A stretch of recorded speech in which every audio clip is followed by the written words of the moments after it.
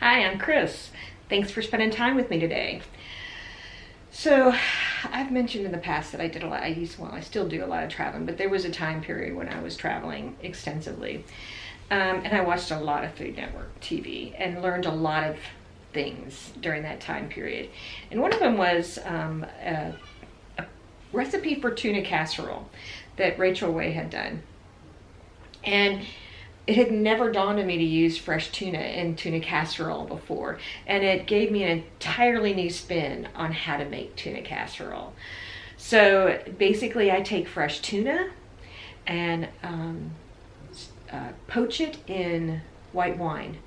Then I take that leftover white wine and actually help make the bechamel sauce that goes with it. It's so much better than a canned soup, and you can determine the flavors. I still use all the same things you put in there, peas and mushrooms and sometimes carrots.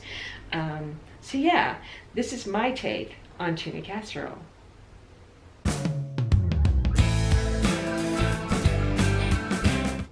So tonight we're having tuna casserole for dinner. Tuna casserole is really easy to make. I remember when I first started making this, what did I use? My cream of mushroom soup. There's no can of cream of mushroom soup in there this time. I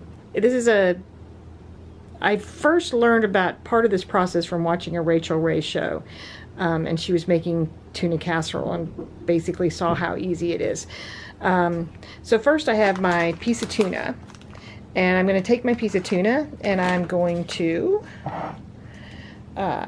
poach it in white wine. Once I poach it, I'm also going to probably throw a couple of other things in there as I'm poaching it. Then I'm going to take that poaching liquid and I'm going to make my, for lack of a better term, cream sauce. Well, not a lack of a better term, it is a cream sauce. So I'll use that leftover churn, well, this is churn Chardonnay. I'll use milk. I'll also use flour, which I realize I didn't get down yet, which I will do. Flour to make that roux and make basically a bechamel sauce. I might throw some cheese in there, but probably not.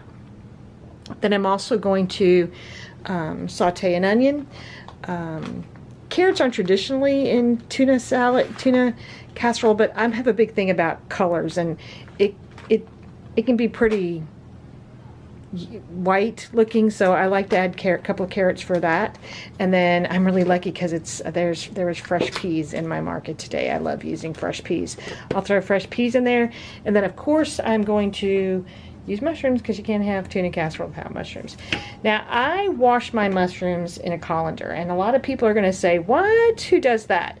Well, after watching Alton Brown, this is a number of years ago, who did a test between washing with water or just letting them go, because everybody says they retain water. He weighed them both, and it is such a minimal amount of water that it doesn't make a difference. So now I take the easy way out and just wash my mushrooms in colander. I don't have a particular pasta that I normally use. This is one that was close. This is the Trader Joe's. They're Orchietta, I believe, is Italian for little ears or something like that. So it's just a little, I like to use these for macaroni and cheese. And then once all that's put together in the casserole, I'm going to take some Swiss and Gruyere and some panko crumbs and mix that together and make that put that on the top so it'll get crunchy and nice and bubbly, and bake it in the oven for an hour or so. So yeah, tuna casserole.